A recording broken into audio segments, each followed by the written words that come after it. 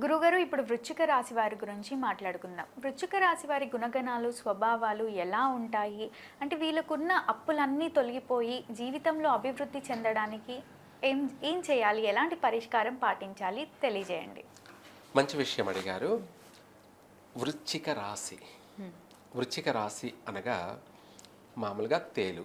అంటే కొంతమందికి ఇది తెలియచేయడం చాలా అంటే పల్లెల్లో ఉన్న వాళ్ళకి కొంతమంది అమాయకులకి తెలియదు కదా. వృశ్చిక రాశి అనేది ఒక తేలు అన్నమాట. అయితే మనం ఇందాక చెప్పుకున్నట్టుగా విశాఖ నక్షత్రం 4వ పాదం.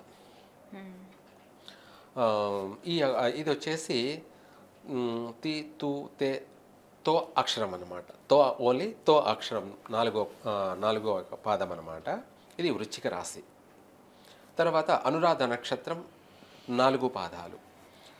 న ని ను నే అక్షరం, ఈ అక్షరాలతో పేరున్నటువంటి వాళ్ళందరూ కూడా వృశ్చిక రాశిలోకి వస్తారు. అనురాధ నక్షత్రం నక్షత్రాధిపతి శని, విశాఖ నక్షత్రాధిపతి ఏమో గురువు. అలాగే జ్యేష్ఠ నక్షత్రం నో యా యో యో అనే అక్షరాల మీద వస్తుంది. యా అక్షరం మొత్తం మీద.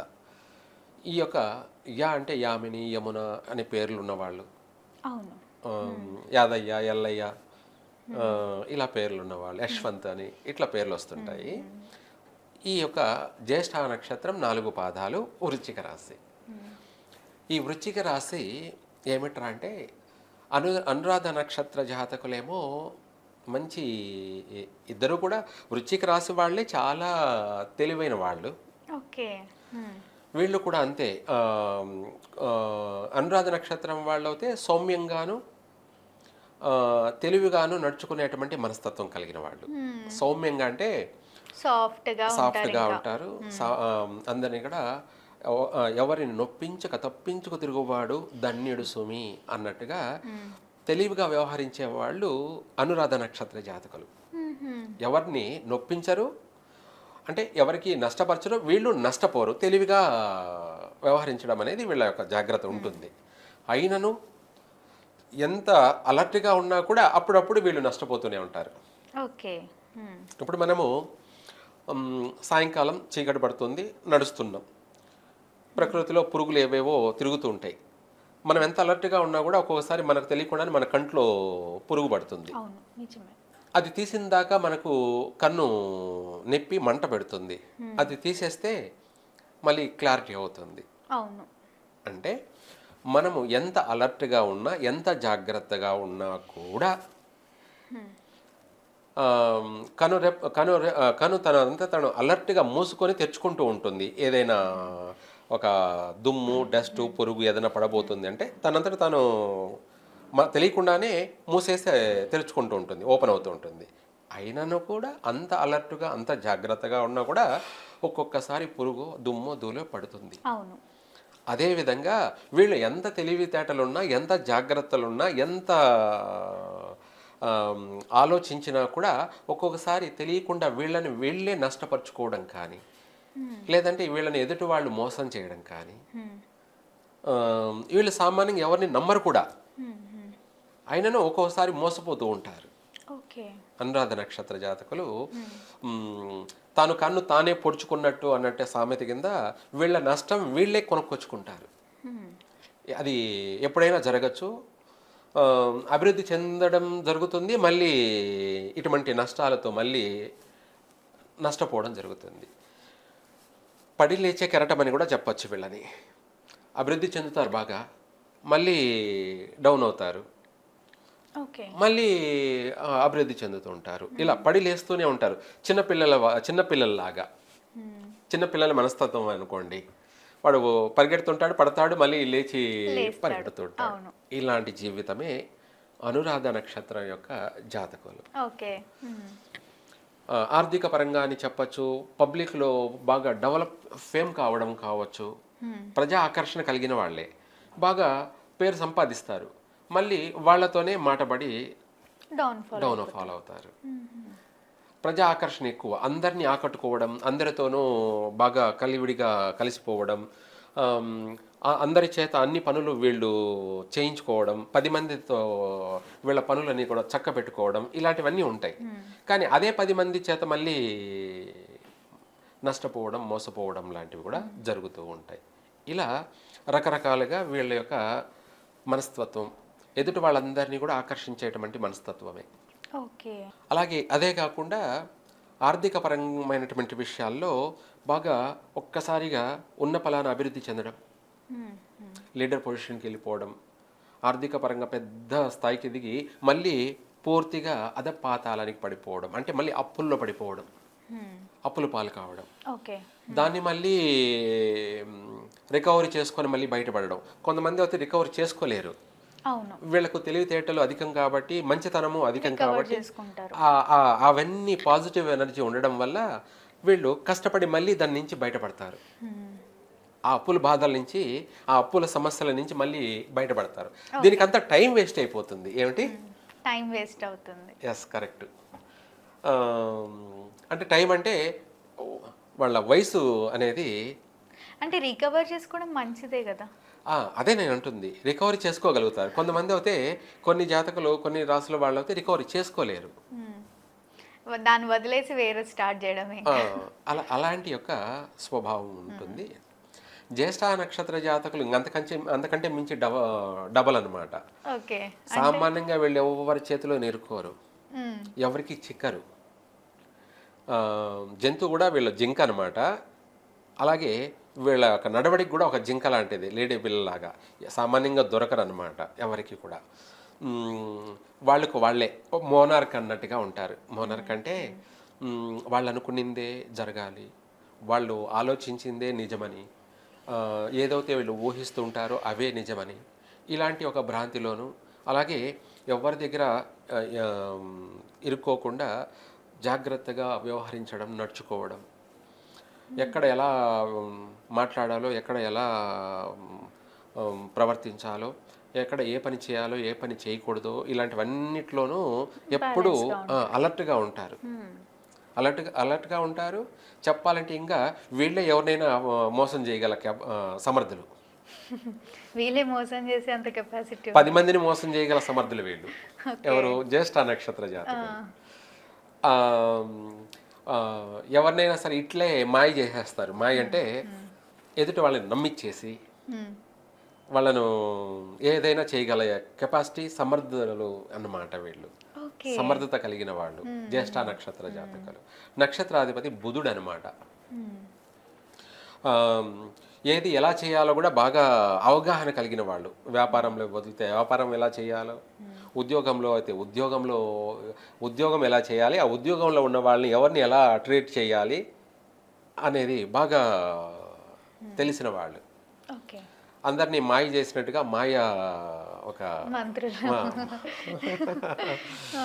నెరిగిన వాళ్ళు. ఇలా మొత్తం మీద కాస్త డేర్గాను, ప్రతి దాన్ని ధైర్యంగా ఎదుర్కోవడంలో కానీ, దాంట్లో కూడా మొండి ధైర్యంగా పోయి ఇరక్కపోయి నష్టపోయే విధంగా కాకుండా తెలివితో కూడుకున్న ధైర్యంతో వ్యవహరించడం, చేసేదాన్ని తప్పు అని తెలిసి కూడా దాన్ని సమర్థించి దాన్ని 10 మందిలో కూడా నమ్మించగలిగేటువంటి వ్యక్తులు.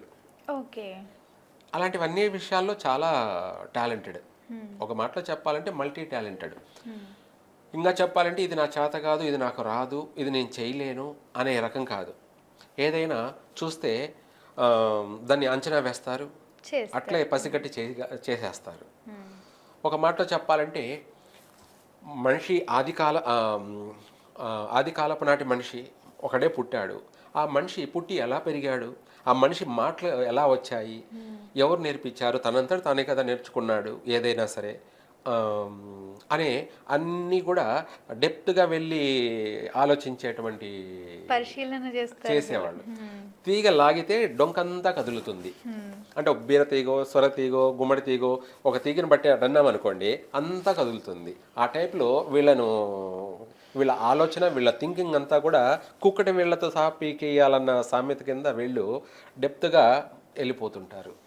అటువంటి నాలెడ్జీ కలిగినటువంటి వాళ్ళు వృశ్చిక రాశి వాళ్ళు ఓవరాల్గా మొత్తం మీద తెలివైన వాళ్ళు. కానీ అన్నీ ఉన్నాయి, అల్లుడి నోట్లో శని ఉంది అంటే అన్నీ ఉన్నాయి, అన్నీ టాలెంటెడే. అల్లుడి నోట్లో శని ఉందంట. అంటే అన్నీ తెలిసినా దేవుడు, ఇలా జీవితం అనేది దేవుడి చేతిలో ఉంది అని అర్థం. Okay okay. అన్నీ ఉన్నా అల్లుడి నోట్లో శని అంటే వాడి నోట్లోనే శని ఉన్నాడని అర్థం. ఏది చేసినా కలిసి రావడం లేదంటారు. కానీ తెలివి ఉంది, ప్రయోజనం లేదు అన్నట్టుగా వీళ్ళకు అన్నీ ఉన్నాయి, కానీ వీళ్ళ జీవితం అనేది భగవంతుడి చేతిలో ఉంది. అంటే వీళ్ళ జుట్టు అనేది భగవంతుడి యొక్క చేతిలో ఉంది, ఆయన పట్టుకొనే ఉంటాడు. ఆ పట్టుకొని ఉండడమే కంట్రోల్ అన్నమాట. లేకపోతే ఆయన వదిలిపెట్టామనుకో వీళ్ళు ఏమైనా చేసేస్తారు, అటువంటి మేధావులు, అలాంటి టాలెంటెడ్ అన్నమాట వాళ్ళు. అందుకే వీళ్ళ జుట్టు అంతా భగవంతుడి చేతిలోనే ఉంటుంది అనేది వాస్తవం. వీళ్ళని కూడా భగవంతుడు ఎంటమ్మడితోనే వెనకమ్మడితోనే కనిపెట్టుకొని ఉన్నాడు అన్నట్టుగా ఉంటుంది. తల్లి పిల్లల్ని వదిలేసి వీళ్ళు ఎలా పోతున్నారు, ఎక్కడ పోతున్నారు, ఏం చేస్తున్నారు, ఎక్కడన్నా పడతారేమో, ఏదన్నా దెబ్బలు తగులుతాయేమో, లేకపోతే అని చెప్పేసి అన్ని విధాలా చూసుకుంటూ ఉంటారో ఆ విధంగా వీళ్ళను దేవుడు ఒక పక్కన కన్నేసే ఉంటాడనమాట వీళ్ళని. అది మనకు తెలియదు, కానీ మనకంటే అదే వీళ్ళకు తెలియదు, కానీ ఏదైనా సరే ఎప్పుడు ఇవ్వాలో ఏది ఇవ్వాలో అది ఇస్తాడు, ఎప్పుడు కొట్టాలో అప్పుడు కొడతాడు ఆయన. ఓకే. అన్నీ కూడా ఆయన చేతుల్లోనే. కొన్ని జీవితాలు అంతేనమాట, దైవాధీనం అంటారు వీటిని. ఏమంటారు? కొన్ని జీవితాలు దైవాధీనం. దైవాధీనం అంటే దేవుడి చేతుల్లో మాత్రమే ఉంటాయి. అలాంటిది ఈ యొక్క వృశ్చిక రాశి వాళ్ళ యొక్క ఆర్థిక పరంగా వీళ్ళకు తిండికి లోటు లేదు, ఎక్కడ పోయినా తిండి పుడుతుంది. బాగుంది. అలాగే ఆర్థిక పరంగా కూడా అవసరానికి డబ్బులు చేతికి అందుతూ ఉంటాయి. అవసరానికి చేతిలో లేవు మన దగ్గర, ఎట్లా అని అనుకునే వాళ్ళకి కూడా ఏదో ఒక విధంగా వస్తూ ఉంటుంది. అది ఏదో ఒక రూపంగా మాటల మాంత్రికులు. ఏమిటి? మాటల మాంత్రికులు మాయ చేసేస్తుంటారు అందరినీ. ఎదుటి వాళ్ళని నమ్మించేసేయడం ఏదైనా కూడా ఎలా చేస్తారంటే అలా మెస్మరైజ్ చేసేస్తారు.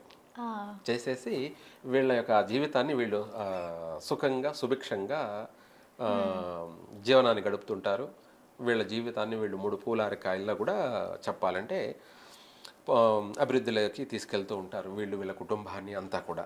అలాంటివన్నీ అయితే వీళ్ళకి ఏంటంటే ఆరోగ్య విషయాలలో చాలా జాగ్రత్తగా వ్యవహరించాలి వీళ్ళు, వృశ్చిక రాశి వాళ్ళు.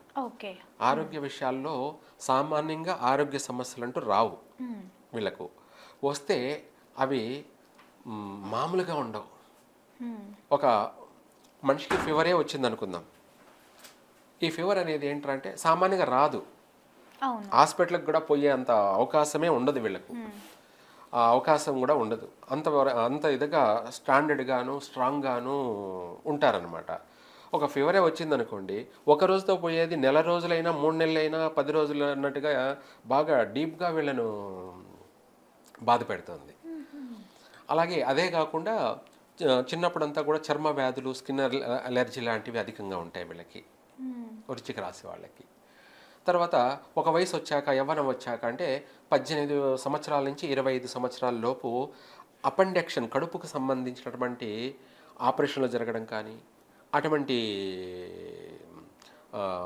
ఆరోగ్య సమస్యలు, కడుపుకు సంబంధించినటువంటి ఇబ్బందులు, గ్యాస్ ట్రబుల్స్ అని కానీ, అప్పుడు రాకపోయినా తర్వాత ఫ్యూచర్లో గ్యాస్ ట్రబుల్స్ రావడం కానీ, పేగులకు సంబంధించినటువంటి ఇన్ఫెక్షన్స్ కానీ రావడం కానీ, లేదంటే పేగులు దిగజారడం, హెర్నియా అంటారు, ఇటువంటి సమస్యలు రావడం కానీ, ఇట్లా ఒక్కొక్క వాళ్ళ ఇదిని బట్టి ఆరోగ్య సమస్యలు అనేది అధికంగా ఉంటాయి. ఎలాంటి జాగ్రత్తలు తీసుకోమంటారు?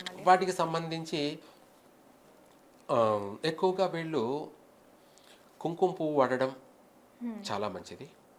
ఎప్పుడు కూడా కష్టాలు వచ్చాయని దేవుణ్ణి వదిలేయడం కానీ లేకుండా, వీళ్ళకు కష్టం వచ్చినా కూడా నమ్ముకొని భగవంతుణ్ణి ఎప్పుడైతే ఉంటారో అప్పుడు వీళ్ళ జీవితము కింద పడ్డా మళ్ళీ లేచి నిలబడగలుగుతారు. దైవాన్ని మాత్రం వదిలిపెట్టకూడదు.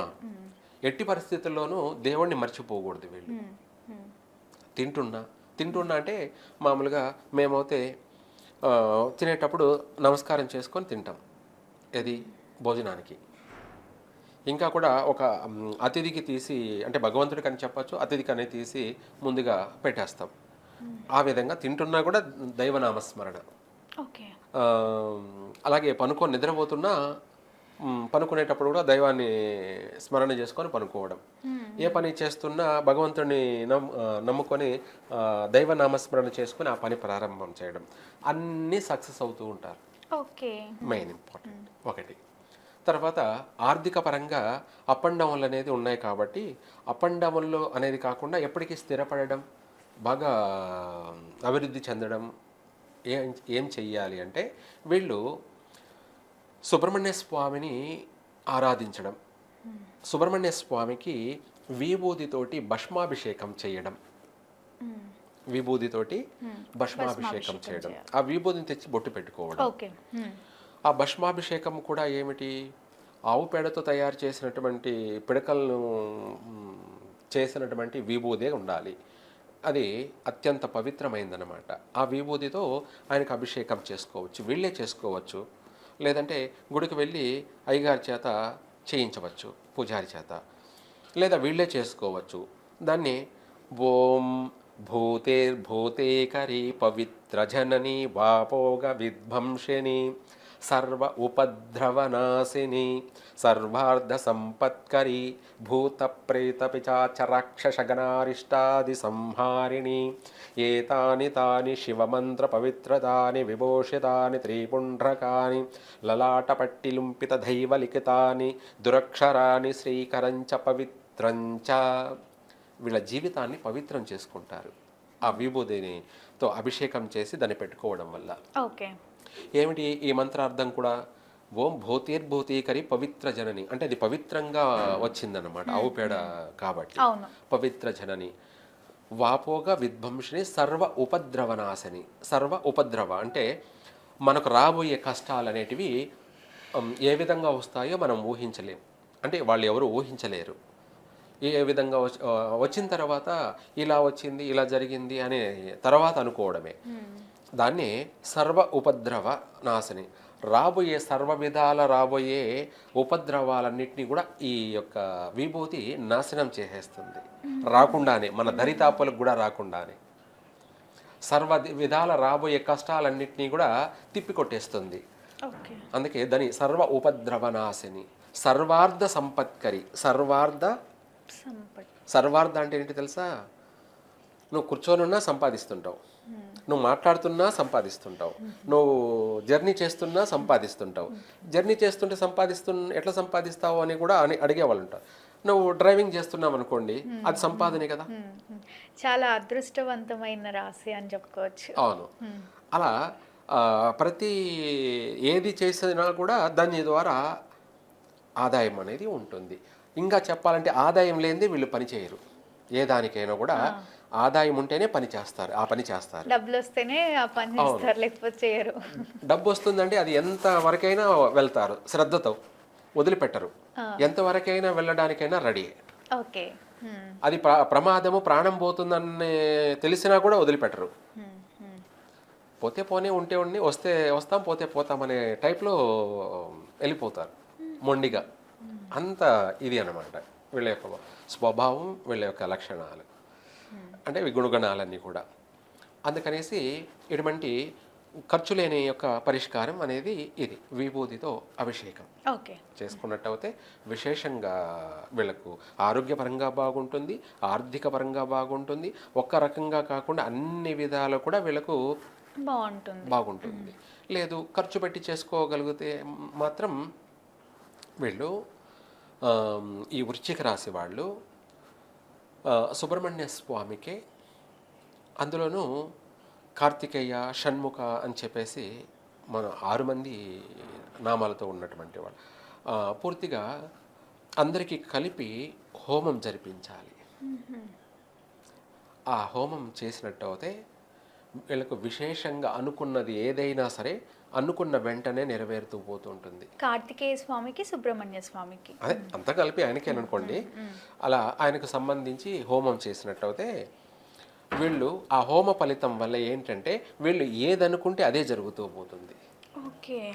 ఏదైతే ఊహిస్తారో, ఏదైతే థింక్ చేస్తుంటారో, అది నాకు కావాలి, ఇదే నాకు అంటే ఇప్పుడు సపోజ్ నేను ఆ ఇల్లు కొనుక్కోవాలి, లేదంటే ఆ వాహనం కొనుక్కోవాలి, సత్యం అనుకుంటుంటే అయ్యే అయిపోతూ ఉంటాయి. ఓకే. ఆ పూజా ఫలం వల్ల వీళ్ళు ఏదైతే ఆలోచిస్తున్నారో, ఏ దానిపైన అయితే దృష్టి పెడుతున్నారో, ఏదైతే అనుకుంటున్నారో అవన్నీ నెరవేరుతూ పోతుంటాయి. అచ్చా. అదే కదా కావాల్సింది. ప్రతి ఒక్కరికి అదే కావాలి. అలా వాళ్ళు అనుకునేదల్లా మళ్ళీ జరుగుతూ పోతూ ఉంటుంది. అటువంటి యోగం ఉంటుంది వీళ్ళకి. ఓకే. దానే మనోసంకల్ప సిద్ధిరస్తు అంటే మనసులో అనుకుంటున్నది ఊహిస్తున్నదే జరుగుతుంది. ఇంకా కూడా చెప్పాలి అంటే వీళ్ళు కలలో కూడా ఊహించిన అదే జరుగుతుంది. కలలో అంటే పనుకొని నిద్రపోతున్నారు, ఆ కళకు అన్నారనుకోండి, ఈరోజు ఈ కళ కనిందే రేపు కావచ్చు, వారానికి కావచ్చు, నెలకు కావచ్చు, సంవత్సరం అయినా సరే అయ్యే తీరుతుంది, జరిగే తీరుతుంది. అలాంటి ఎక్కువ దైవానుగ్రహం అనేది కూడా మళ్ళీ అంతే ఉంటుంది వీళ్ళకి. ఓకే. ఒక మాట చెప్పాలంటే వీళ్ళ నోట్లో ముత్యాలు ఉన్నాయా అన్నట్టుగాను ఉంటుంది, ఆ రత్నాలు ముత్యాలు ఉన్నాయా అన్న అంత ఇదిగా ఉంటుందన్నమాట. కొంతమంది అయితే చిలక పలుకుల్లాగా ఉంటాయి, ఓకే. కొంతమంది అయితే వాళ్ళ మాటలు చిలక పలుకులు అంటాం, అంటే చిలక పలికిందంటారు కదా, ఆ టైప్లో చిలక పలుకుల్లాగా ఉంటాయి అన్నమాట. ఇలాంటివన్నీ కూడా ఈ రాశి వాళ్ళకి వెన్నతో పెట్టిన విద్య. తప్పకుండా గురువుగారు. వృశ్చిక రాశి వారి గుణగణాలు, స్వభావాలు, వాళ్ళు పాటించాల్సిన పరిహారం గురించి ఎంతో చక్కగా తెలియజేసినందుకు ధన్యవాదాలు. సర్వే జన సుఖినో భవంతు.